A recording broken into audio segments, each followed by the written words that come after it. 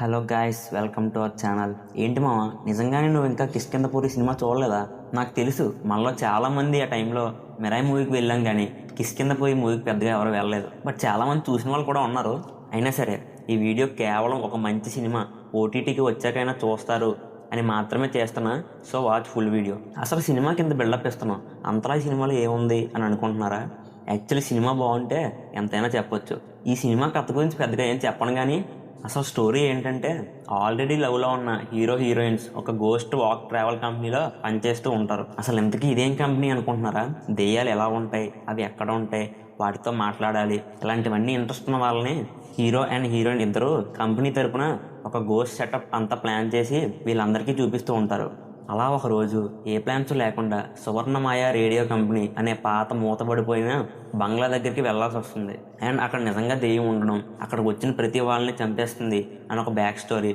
ఆ దెయ్యం hero and హీరోయిన్తో వెళ్ళిన టీంని చంపిందా లేదా, అసలు ఆ దెయ్యం చనిపోవడానికి కారణం ఏంటి, ఇలా ఒకటి కాదు, సినిమా మొత్తం స్టార్టింగ్ టు ఎండింగ్ మొత్తం మంచి ఇంట్రెస్టింగ్గా ఉంటుంది. మూవీ స్టార్టింగ్లో హీరో ఇంట్రొడక్షన్ సీన్ చాలా కొత్తగా అనిపిస్తుంది. అండ్ ఆ దెయ్యం బంగ్లాలోకి వచ్చిన ప్రతి వాళ్ళని చంపే సీన్స్ చాలా బాగా రాసుకున్నారు. పర్సనల్గా నాకు ఈ సీన్స్ చాలా బాగా నచ్చాయి. మూవీలో కామెడీ సీన్స్ ఉంటాయంటే ఫస్ట్ హాఫ్లో ఆదిగారి సీన్స్ ఉంటాయి, అవి బాగా వర్కౌట్ అయ్యాయి.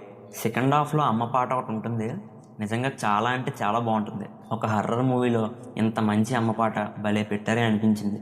ఇంకా ఈ పాట గురించి చాలామందికి తెలియదు, కానీ రాసి పెట్టుకోండి, వన్ ఫైన్ డే ఈ పాట సోషల్ మీడియాలో పక్కా వైరల్ అవుతుంది. కమింగ్ టు పర్ఫార్మెన్సెస్, ఈ సినిమాలో మనకి 2 క్యారెక్టర్స్ గుర్తుండిపోతాయి. ఒకటి హీరో రాఘవ్ క్యారెక్టర్లో బెల్లంకొండ శ్రీనివాస్ ఇలాంటి మిస్టీరియస్ థ్రిల్లింగ్ స్టోరీస్లో ఉన్న ప్రాబ్లమ్స్ని సాల్వ్ చేసే క్యారెక్టర్ని అన్న భలే పోర్ట్రేట్ చేస్తాడు. 2019లో వచ్చిన రాక్షసుడు అనే మూవీలో కూడా ఇంతే. అండ్ ఇంకో క్యారెక్టర్ ఏంటంటే, అసలు ఈ సినిమాలో ఈ క్యారెక్టర్ని విలన్ అని అనొచ్చలేదు తెలియదు, కానీ అదే చనిపోయి దెయ్యంగా మారిన తమిళ యాక్టర్ శాండీ క్యారెక్టర్ ఫ్లాష్ బ్యాక్లో తనకు చిన్నప్పటి నుంచి ఉన్న డిఫెక్ట్తో చాలా బాగా యాక్ట్ చేశాడు. అండ్ అలాగే అనుపమ పరమేశ్వరంది ఒక సీక్వెన్స్ ఉంటుంది, ఆవిడ కూడా దెయ్య క్యారెక్టర్లో బాగా యాక్ట్ చేసింది.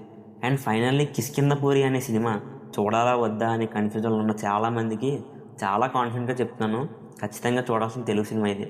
హ్యాపీగా థ్రిల్ ఎలిమెంట్స్ అన్ని ఫీల్ అవ్వడానికి చూసేయచ్చు.